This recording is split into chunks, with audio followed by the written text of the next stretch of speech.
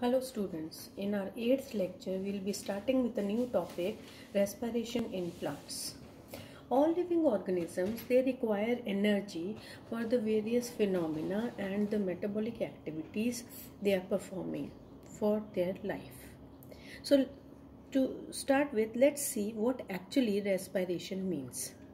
Respiration is actually the breakdown of glucose in the living cells of the body, either in the presence or in the absence of oxygen. And during this, various steps are involved which are catalyzed by the various enzymes. And finally, at the end of this breakdown, lot of energy is produced, which is actually a biochemical energy in the form of ATP. And the full form of this ATP is adenosine triphosphate. Now students, you should know that this breakdown of glucose is being performed in respiration. So that is why respiration is a catabolic process. Now in nature, lot of phenomena are taking place where lot of exchange of energy is going on. So how this respiration is different from combustion?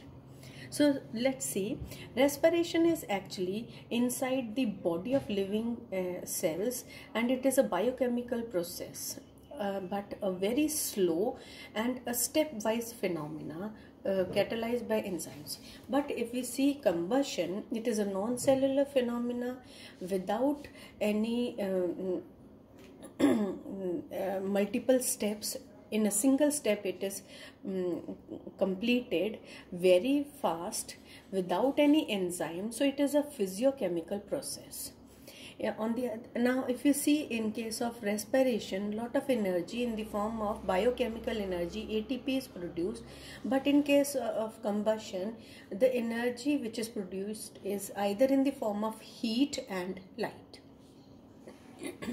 Now respiration, which is taking place at a body temperature, but as compared to it, combustion, it takes place at a ignition point, and which is very quick process without any intermediates being formed. But respiration, it is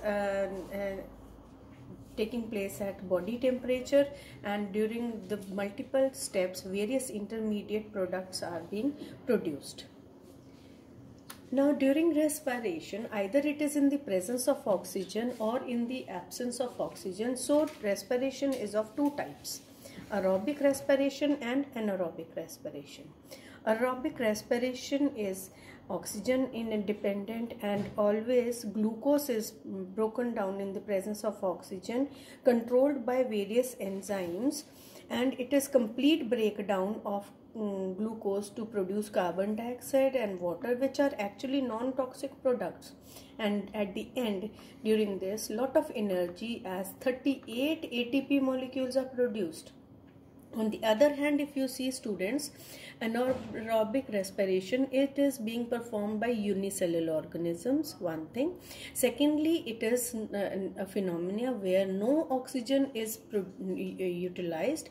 Yes, but like aerobic respiration, enzymes are controlling this phenomena, and there is incomplete breakdown of this glucose to produce only limited amount of energy, that is 2 molecules of ATP. Now this phenomena takes place in plants, and during in plants it is producing ethyl alcohol and carbon dioxide, which gives the setup a frothy appearance, and that is why it is called as alcoholic fermentation. But in case of animals, no ethyl alcohol or carbon dioxide or water is produced. It produces, by breakdown, it produces lactic acid and energy, and that is why it is called as lactic acid fermentation.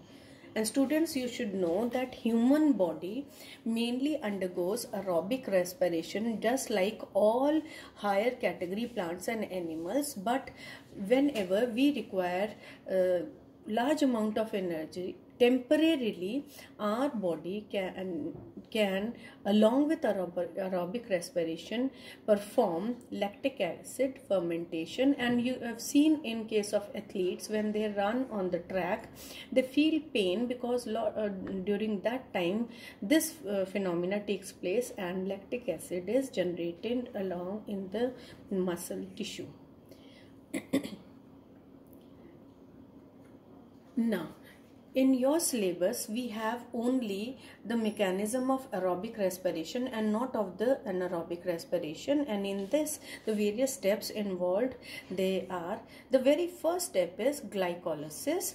And in glycolysis, students, you should know that it is a common step, a common pathway being performed during aerobic respiration as well as by organisms which are performing anaerobic respiration. And during this phenomena of glycolysis, it is taking place in the cytoplasm of the cell and no oxygen is utilized, and 6 carbon compound substance, the glucose, one molecule of it is broken down into pyruvic acid.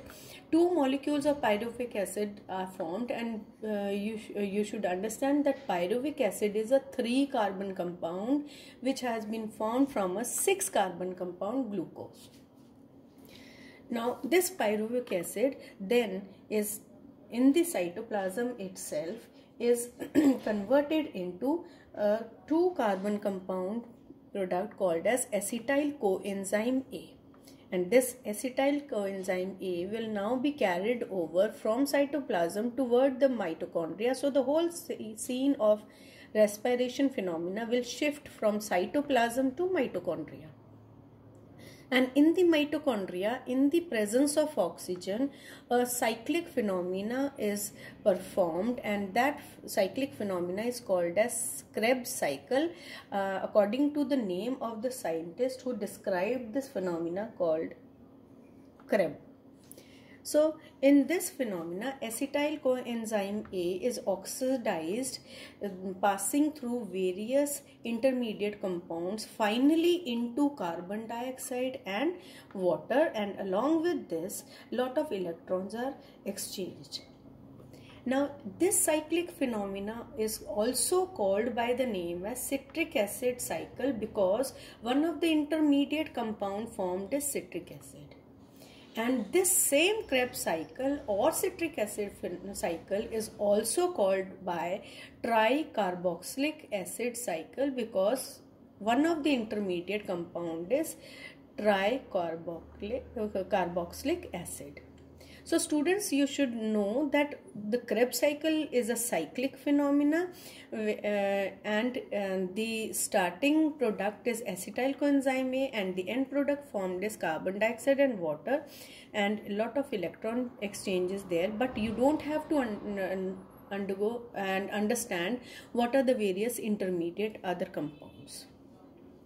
And finally, when carbon dioxide and water are formed, electrons are picked up by adenosine diphosphate and phosphate ions which are present in mitochondria, and they combine to form an energy currency compound called as ATP, that is adenosine triphosphate. So finally, the end product of aerobic respiration is the end result of 38 ATP molecules of energy are formed.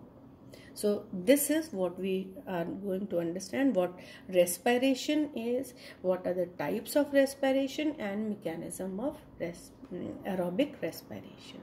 So students, I hope you must have understood this, and please attempt the worksheet following this video, and in the next lecture we'll talk about the various experiments related to it. Thank you.